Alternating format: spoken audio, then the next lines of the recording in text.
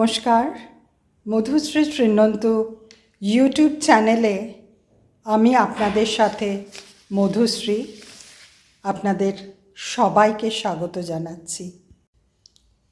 আজ আকাশে আলোরও ফাগে রক্ত রাগে মাতনো জাগে, কোন ময়ূরের নাচন লাগে গোপন মনের অনুরাগে, আজ আকাশে আলোরও ফাগে রক্ত রাগে মাতনো জাগে। দিকে দিকে ওই কে বুলালে রবির আবির আর গুলালে, গন্ধ উড়ায় ফুল পরাগে নানান রঙের ছোঁয়া লাগে, আজ আকাশে আলোরও ফাগে রক্ত রাগে মাতনো জাগে।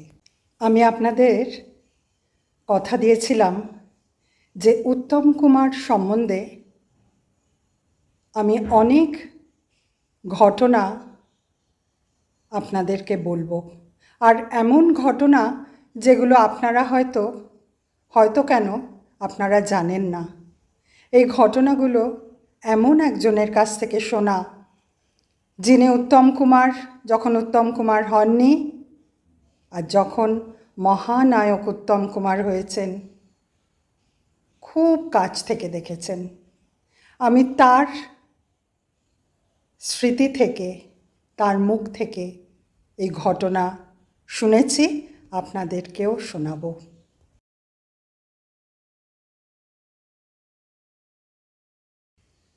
ছোটবেলায় আমাদের ভবানীপুরে, আমাদের পাড়ায় দোলের দিন প্রভাত ফেরি বেরোতো। ভোরবেলা, সূর্য তখনও পুরোপুরি ওঠেনি, আধো অন্ধকার, সবে সূর্যের লাল রশ্মি আকাশে ছড়িয়ে পড়ছে। ঠিক সেই সময় গানটা যে আপনাদের শোনালাম তাতে একটা কথা আছে, দিকে দিকে ও কে বুলালে রবির আবির আর গুলালে। যেন সূর্যদেবী প্রথম দোলের আবির আকাশে ছড়িয়ে দিয়ে দোল উৎসবের সূচনা করছেন। প্রভাত ফেরি পাড়ার জ্যাঠা কাকা দাদা ছোটরা, কেউ সাদা ধুতি পাঞ্জাবি, কেউ পাঞ্জাবি পাজামা, কেউ সাদা শার্ট প্যান্ট পরে বেরোতেন, হাতে আবির, কারোর হাতে জল রং থাকতো না। আর এই গানটা, আজ আকাশে আলোরও ফাগে রক্ত রাগে মাতনো জাগে, এই গানটা গাইতে গাইতে সবাই একসাথে এগিয়ে যেত, সারা মহল্লা ঘুরত। আর এই প্রভাত ফেরিতে লিডকে দিতেন জানেন স্বয়ং উত্তম কুমার। যখন তিনি মহানায়ক তখনও কিন্তু একবারের জন্যও তার মিস হয়নি। উত্তম কুমারও সাদা ধুতি পাঞ্জাবি পরতেন আর লরিতে হারমোনিয়াম বাজিয়ে এই গানটা গাইতেন। অনেকে লরিতে, আবার পেছন পেছন অনেকে হেঁটে এই প্রভাত ফেরিতে যোগ দিতেন। সারা মহল্লা ঘোরা হতো।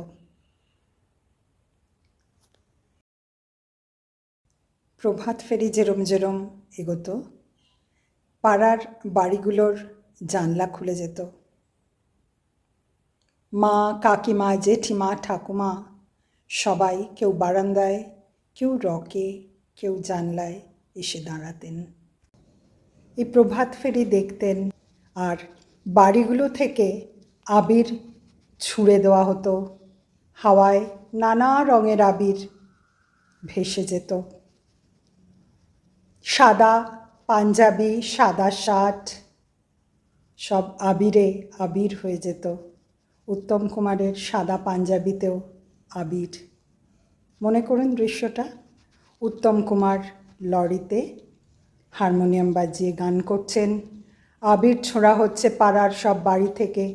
সেই আবির হাওয়ায় ভেসে এসে পড়ছে তার গায়ে। আমি আমার বাবাকে জিজ্ঞেস করেছিলাম, আচ্ছা এত সুন্দর গানটা, গানের কথা, গানের সুর এত সুন্দর, কে লিখেছিলেন? কোনো বড় গীতিকার লিখেছিলেন কি? আমার বাবা বললেন, না, পাড়ারই একজন দাদা লিখেছিলেন, আর সুরও আর একজন দাদা করেছিলেন। আচ্ছা দেখুন, এই যে গানের কথাগুলো, আজ আকাশে আলোর ফাগে রক্ত রাগে মাতনো জাগে, দিকে দিকে ওই কে বুলালে রবি রাবির আর গুলালে, গন্ধ উড়ায় ফুল পরাগে নানান রঙের ছোঁয়া লাগে। কথাগুলো কি সুন্দর না? আসলে এখনকার গানের কথাগুলো শুনলে মনে হয় যে আমাদের বাংলার যে সংস্কৃতি, যে রিচ কালচার, সেটা যেন আমরা হারিয়ে না ফেলি। দেখুন, তখন গানটি লিখেছিলেন খুব সাধারণই তো একজন মানুষ, কিন্তু তার মানসিকতা দেখুন। এইটা কিন্তু আমাদের বারবার মনে রাখতে হবে যে আমরা বাঙালিরা অত্যন্ত রিচ একটা কালচারের বাহক। আমার বাবা শ্রী রেশম সান্যাল বলছিলেন যে একবার উত্তমদার কামনা সিনেমা আলেয়াতে সবে লেগেছে। উত্তমদা বললেন, চল হোর্ডিং কেমন লাগিয়েছে একবার দেখে আসি, আলেয়া অবধি যাব। সাধারণত আমাদের ভবানীপুরের মধ্যেই ওই পল্লীতেই ঘোরা হতো প্রভাত ফেরিতে, কিন্তু বাবা বলছেন যে যখন কামনা সিনেমাটা নতুন লেগেছে, উত্তম কুমার বললেন যে চল এই লরি নিয়ে আমরা যাই, আলেয়া সিনেমার ওখানে হোর্ডিং কীরম পড়েছে দেখে আসি। ওই রকম গান করতে করতেই যাওয়া হচ্ছে। বাবা বললেন যে অন্যান্য পাড়াতে যখন আমরা যাচ্ছি আলেয়ার দিকে, প্রত্যেকটা পাড়া থেকেই জানলা খুলে যাচ্ছে, লোকে অবাক হয়ে দেখছে যে এত সুন্দর গানের আওয়াজ আসছে, আর তার সাথে এরকম সুন্দর একটা প্রভাত ফেরির সুশৃঙ্খল প্রভাত ফেরি এগিয়ে আসছে। দেখুন, এই যে আমাদের ছবিটা চোখের সামনে ভাসছে, তখন কি সুন্দর, কি পরিশীলিত ক্লাব কালচার ছিল না? আর একটা কথা বলি, আমার বাবা শ্রী রেশম সান্যাল যেটা বারে বারে বলেন যে দেখ, উত্তমদা যখন উত্তম কুমার হননি তখন থেকেই তো আমরা দেখছি, কিন্তু যখন মহানায়ক উত্তম কুমার হয়েছেন তখনও কিন্তু আমাদের সাথে ব্যবহারে তার কোনো ফারাক দেখিনি। সে আগের মতোই যেন বড় দাদা। সমাজের প্রতি যে দায়বদ্ধতা তার ছিল সেটা বেশ বুঝতে পারতাম। আমাদের ছোটদেরকে যেন হাত ধরে এগিয়ে নিয়ে যেতেন একটা সুষ্ঠু পরিশীলিত সংস্কৃতির পথ দিয়ে, যাতে আমাদের এই রিচ বাংলার কালচার, ভারতের কালচার থাকে। তাহলে দেখুন, ওনার কিন্তু মহানায়ক উত্তম কুমারের সমাজের প্রতি দায়বদ্ধতা কত বড় ছিল। উনি স্বার্থপর ছিলেন না, উনি শুধু সমাজের কাছ থেকে নেননি, দিয়েছেনও। আমার তো মনে হয় এই রকম মানুষ যারা তাদের মূল্যবান সময় দিয়ে সমাজের প্রতি তাদের দায়বদ্ধতা প্রকাশ করে গেছেন, তারাই বুদ্ধিজীবী। তাই মহানায়ক উত্তম কুমারকে আবারও স্মরণ করছি, আবারও বলতে ইচ্ছে করছে, মহানায়ক উত্তম কুমার, আপনি অতি উত্তম একজন মানুষ, যিনি সমাজকে অস্বীকার করেননি, সমাজের প্রতি আপনার যে দায়বদ্ধতা দেখিয়ে গেছেন, ক্লাব কালচারে যে সুষ্ঠু পরিশীলিত বোধ দেখিয়ে গেছেন যে ক্লাব কালচার কী হওয়া উচিত, ছোটদের কিভাবে গাইড করা উচিত, বিশেষত যখন একজন মানুষ অত উঁচুতে পৌঁছে যান, যখন অন্যেরা তার কথা শোনে, তখন কিন্তু তাদের দায় সমাজের প্রতি অনেক বেশি। তাই উত্তম কুমারকে আমরা প্রণাম জানাই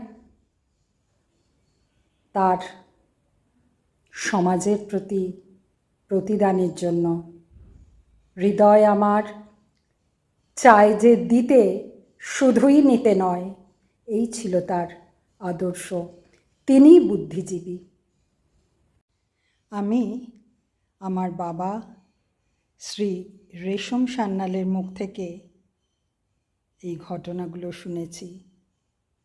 তবে দোলের দিন প্রভাত ফেরি উত্তম কুমার লিড দিচ্ছেন, এ কিন্তু আমার নিজের চোখেও দেখা এবং বহুবার দেখা। নমস্কার। এতক্ষণ মধুশ্রী শ্রীনন্ত ইউটিউব চ্যানেলে আপনারা শুনলেন মহানায়ক উত্তম কুমারের দোল। আমি মধুশ্রী, আপনাদের সাথে ছিলাম। এই রকম মন ভালো করা আরও অনেক প্রতিবেদন নিয়ে আমি আবারও আসব। ভালো থাকবেন। মধুশ্রী শ্রীনন্ত ইউটিউব চ্যানেলের সাথে থাকবেন। নমস্কার।